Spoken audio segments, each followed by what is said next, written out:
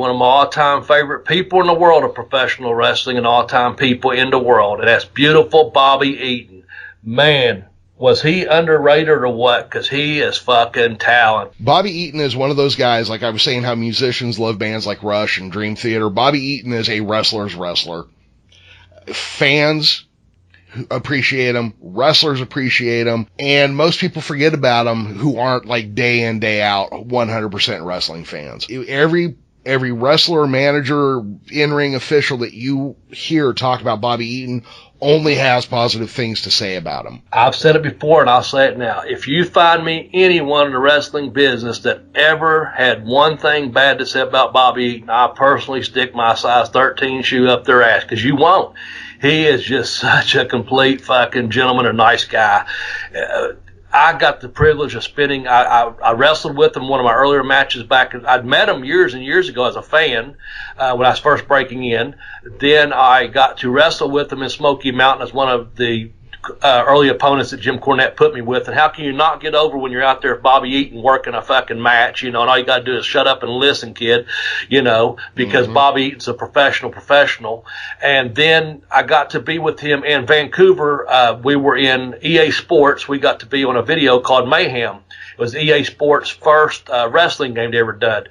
Of course, they'd done a NASCAR and NCAA and the hockey and the soccer and all those, but they hadn't done wrestling yet. And while I was in WCW, I got to go up there and do the motion capture with them. And so Bobby Eaton, myself, Lasher Lou, and Sergeant Buddy Lee Parker, we spent about close to 30 days in Vancouver living in these big-ass townhouses. We all had our own town. EA Sports treated us very, very nice the whole time we was there. First class. Yeah, limos every morning. Hate to brag, man, but I was just telling someone, they picked you up at 8:30, and they brought you back at 5:30. You worked from 9 until 5 every day, and they had a, union up there, so we had to, go abide by their schedule. But, man, to spend those times with Bobby every evening, having dinner or having a couple cocktails or drink or what have you, and just talking to him. I mean, he was so nice to everyone, the limo, from the limo driver to the producers to all the ways. And I never forget Bobby. I asked him about that one time. I've asked him since then, and he's just so humble. But I say, Bobby, why are you so nice? How are you so nice to everyone? And this lesson stuck with me, and it has to this day. And we've got a couple inside jokes, and Bobby will say one to me, and I know exactly what he's going to go. As soon as I saw him in May, and I think I put that picture up there. But anyway, great guy. But when he told me, he said, "Well, Bobby, to me," he said, "it doesn't cost anything to be nice to someone."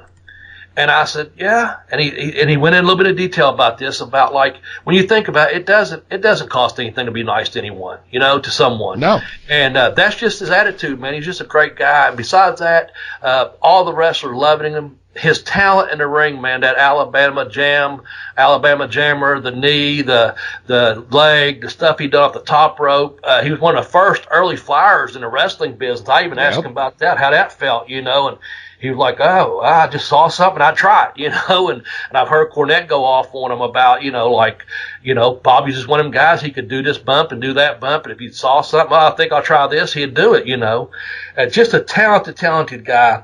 And I could go on and on, just like you could about Barry back there. I could go on and on about Bobby, but I'm gonna shut up about Bobby and just say, hey, man, I love Bobby Eaton. What a great talent he was, but he's also one of the most underrated professional wrestlers of all time, in my opinion. That's why he comes to number 3 for me. Yeah, absolutely. Also, he had the mightiest mullet ever, or some might call it a Kentucky waterfall.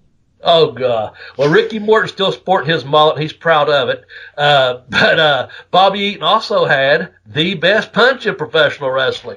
So there you go. How about that? That's pretty good, yeah. Yeah, all what right. was that, Kentucky Waterfall? The Kentucky Waterfall, yeah. I went and looked up a list of other names for a mullet today just to find that one. Okay, well, I like that one. Yeah. Remind me to tell you about my mullet story. It happened to me in Sandusky, Ohio.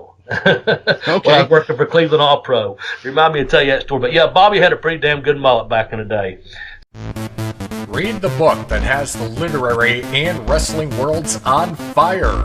Pin Me, Pay Me, Have Boots Will Travel by accomplished professional wrestler Bobby Blaze Smedley. The incredible story of one man's battle to overcome all odds and realize a lifelong dream. travel with Bobby in the ring, on the road, and around the world, including inside stories from WWE, WCW, Smoky Mountain Wrestling, and more. Forward to the book written by Jim Cornette. Buy your copy of Pin Me, Pay Me, Have Boots Will Travel on Amazon.com today.